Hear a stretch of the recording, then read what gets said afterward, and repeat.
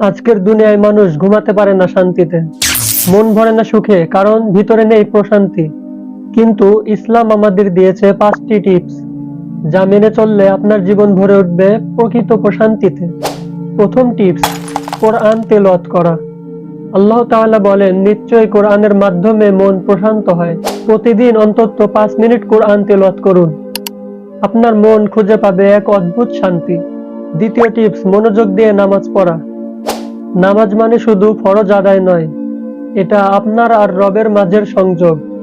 যখন মনোযোগ দিয়ে নামাজ পড়বেন, তখন আপনার অস্থির হৃদয় শান্ত হতে শুরু করবে। তৃতীয় টিপস, মানুষের উপকার করা। রাসূলুল্লাহ সাল্লাল্লাহু আলাইহি ওয়াসাল্লাম বলেছেন, মানুষের উপকারে থাকে সবচেয়ে উত্তম কাজ। যখন আপনি কাউকে নীরবভাবে সাহায্য করবেন, আল্লাহ তাআলা আপনার অন্তরকে প্রশান্তিতে ভরে দেন। চতুর্থ টিপস, জিকিরে অভ্যস্ত হওয়া।